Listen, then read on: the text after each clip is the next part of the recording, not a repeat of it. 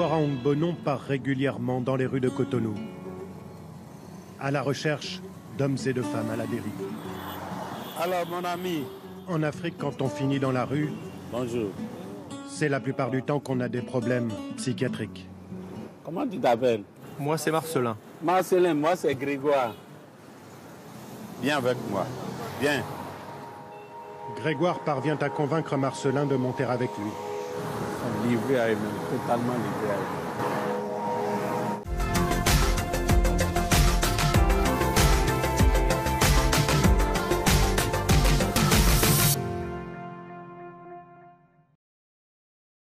Voilà près de 2 ans que Marcelin erre, en rupture avec sa famille, manifestement dépressif, et des propos pas toujours cohérents.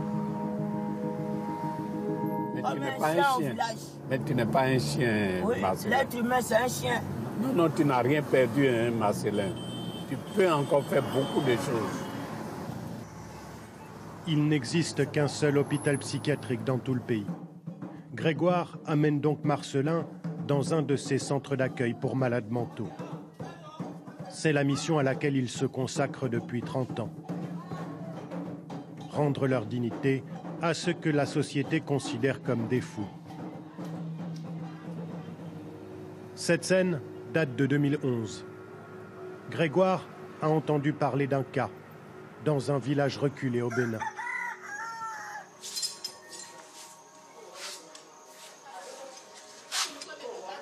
Comment tu vas, mon frère? Ça va bien. Comment tu t'appelles? Je m'appelle Julien. Le grand Julien. Ça fait combien d'années tu portes cette chaîne? Je ne sais pas. Ça fait longtemps. Ça fait longtemps. Alors moi, je suis venu pour te chercher. Oui, chercher. Tu es content? Oui, je suis content. Tu es content? Oui. Les malades mentaux, laissés pour compte de l'Afrique, souvent victimes de violences.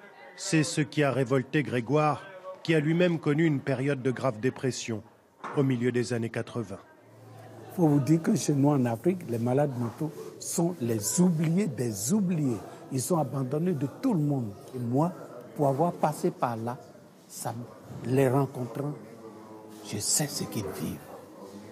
Je sais la souffrance qu'ils endurent. L'abandon, vous savez, le rejet d'un homme, c'est dur. Hein? Alors il va les chercher un par un, comme Marcelin aujourd'hui. Hein, vous cherchez de beaux habits pour lui. Hein.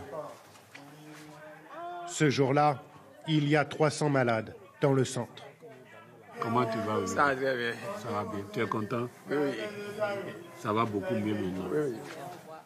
La première étape de l'admission pour Marcelin, lui redonner une apparence présentable.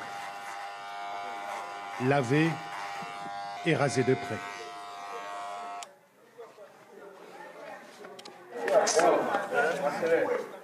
Un peu beau.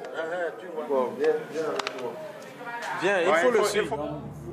Direction ensuite la consultation avec une infirmière du centre. Elle doit établir un premier diagnostic. Bon, si l'esprit me réveille, ou bien il y a quelqu'un dans l'ombre qui te réveille, mais c'est sûr qu'il y a quelqu'un dans l'ombre. Très vite, Marcelin partage des bouffées délirantes, une paranoïa aiguë. Ces gens qui sont là assis, ils peuvent te gorger tout de suite, ou bien ils peuvent te ouvrir le cou. Marcelin est malade, une maladie souvent incomprise au Bénin. C'est quelque chose qui fait peur pour beaucoup de familles. Jusqu'à présent, beaucoup de familles sont ignorants. Ils ne se rendent pas compte que c'est une pathologie, il faut aller à l'hôpital. Ils croient que c'est un envoûtement, c'est un sorcier qui l'en veut. On a retrouvé Julien Djaï 7 ans après. C'est lui que Grégoire était allé libérer en 2011 dans son village. Ils m'ont dit que je suis un fou. Julien est resté 4 ans dans le centre. Il se souvient aujourd'hui de ces 7 mois enchaînés. Mon papa, il est animiste. Et les gens passaient trop à la sorcellerie, des choses comme ça. On va faire la traditionnelle, faire ci. Bon, comme ça. On m'a enchaîné à la maison, enfermé. Votre propre frère? Mon propre frère. L'homme n'est pas un animal, quand même. Enchaîner quelqu'un pour soi-disant qu'on cherche son bien, ce n'est pas du tout bon. Il y a d'autres méthodes, il y a plein de méthodes aujourd'hui. Julien a été diagnostiqué bipolaire et il suit encore aujourd'hui un traitement. Mais il a repris le fil de sa vie. C'est lui, désormais, qui accueille les nouveaux malades. Il suit une formation d'infirmier dans un des centres de Grégoire. Je me suis retrouvé et ça me plaît de voir des amis, des patients, des frères retrouver l'intimité comme moi. C'est en cela que ça me plaît. Et ça me plaît en ce que moi aussi je contribue à leur établissement. C'est la principale récompense de Grégoire, sa façon aussi à lui de soigner ses malades. Les voir redevenir des hommes, retrouver une raison d'être et une joie de vivre. Avec une vingtaine de centres au Bénin, d'autres en Côte d'Ivoire, au Burkina Faso et au Togo.